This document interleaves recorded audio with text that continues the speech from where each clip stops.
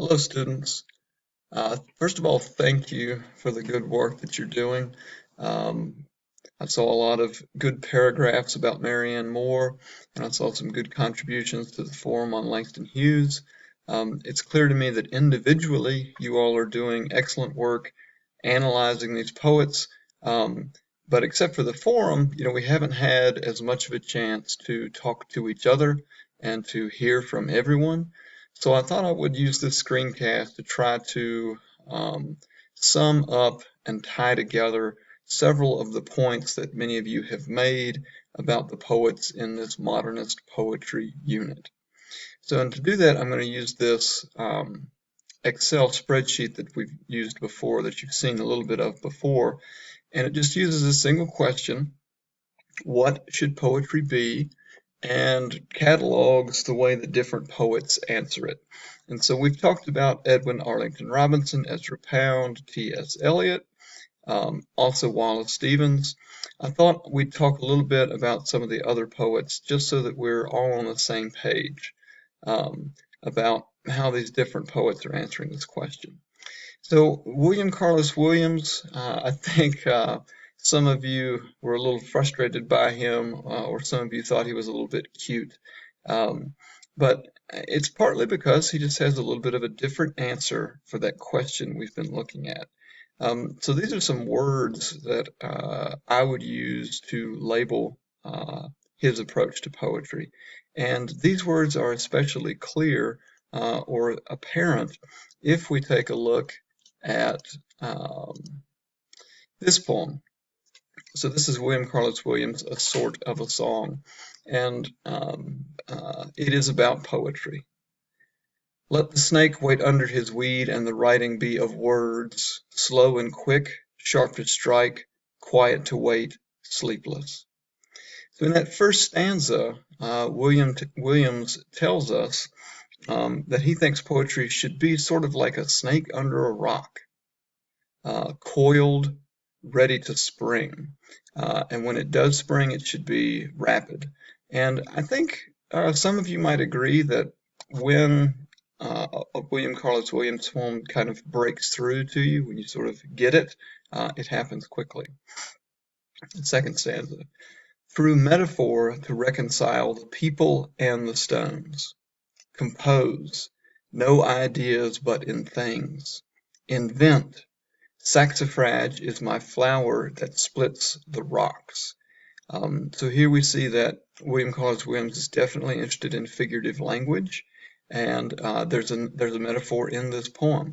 So if you Google saxifrage, you'll find out that it's a small plant that produces a small flower that tends to grow in really rocky soil.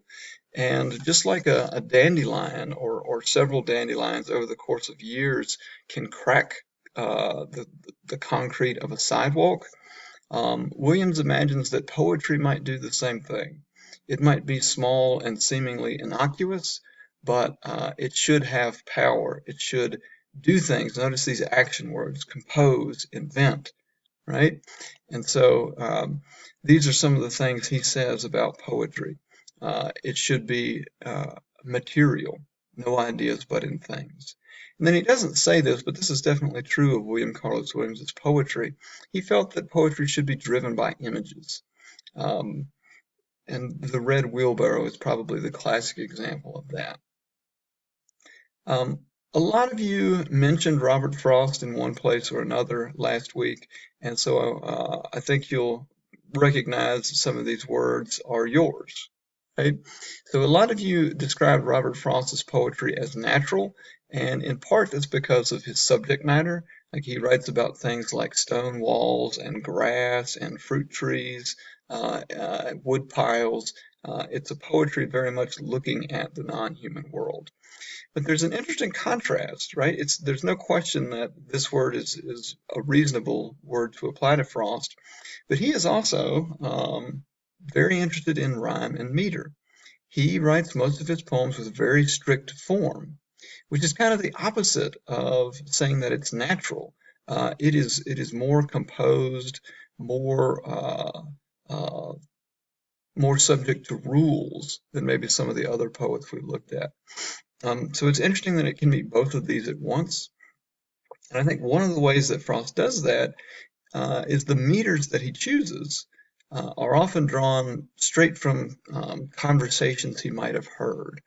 He really tried to make his poetry have a natural kind of rhythm. So these two maybe work together, and we really see that in those poems that are conversational, like Death of the Hired Man.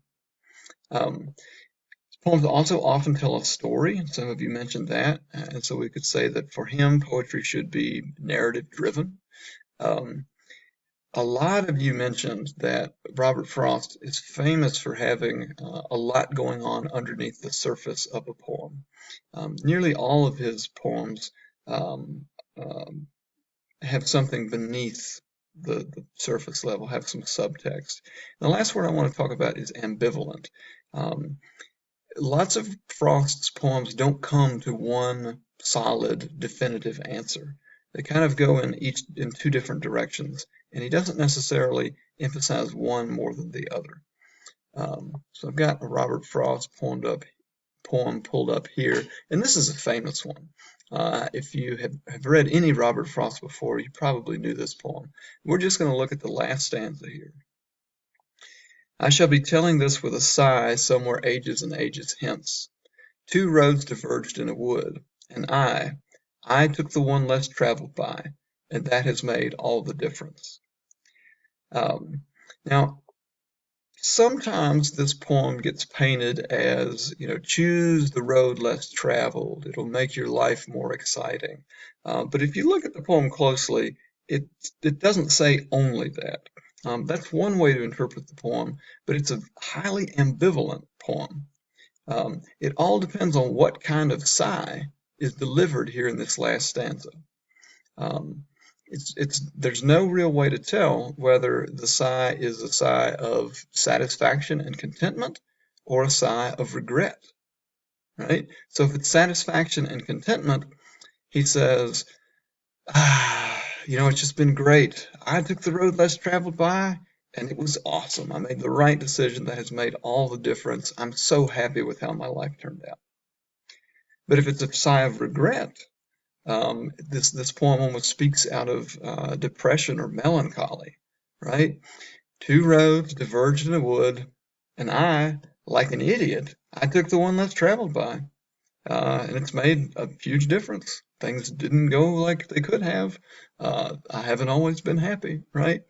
So that's one of the ways that Frost is definitely ambivalent. He writes poems like Fire and Ice that give pretty equal weight to two different possible interpretations. Um, so I asked all of you to write a little bit about Marianne Moore, so I'll be quick here. She says, I too dislike it about poetry. So I think that's pretty clear that she doesn't necessarily feel that poetry needs to be enjoyable. She says that it does need to be serious and genuine. And she also says that it needs to be intelligible, which, based on what a lot of you were saying, maybe she doesn't always live up to that, but it is a goal that she has in mind. Okay. And finally, Langston Hughes. A lot of you noticed that, at least in terms of form, it's similar to Robert Frost. There are some predictable patterns that give a certain cadence to Langston Hughes' poetry, and it's much easier to tell his subject matter than it might be for someone like Marianne Moore or William Carlos Williams or Wallace Stevens. So, like Frost, he's working in pretty conventional stanzas and meters and rhythms. And like Edwin Arlington Robinson, Langston Hughes is writing accessible poetry. And these last two go together really well. Langston Hughes wants people to have easy access to what he is saying because his poetry has a purpose in mind. He has a purpose in mind for his poetry. Sometimes that is a political purpose, not always. So obviously, if you're trying to achieve something with a poem, you've got to make sure that people can understand what your argument is, essentially. So I've got a couple of Langston Hughes poems pulled up to kind of demonstrate that point. So here's a famous Langston Hughes poem, I Too. Notice that it's first published in 1925. I too sing America. I am the darker brother. They send me to eat in the kitchen when company comes, but I laugh and eat well and grow strong. Tomorrow I'll be at the table. Sorry, tomorrow I'll be at the table when company comes. Nobody'll dare say to me, eat in the kitchen then. I really want to focus on this stanza. So the change is going to come tomorrow. This poem looks forward to some future when the subject will not be eating in the kitchen, but will be at the metaphorical table. Will have equal access to things this speaker does not have access to now. So in 1925, Langston Hughes writes a poem that says, someday I'm going to be at the table. Notice how different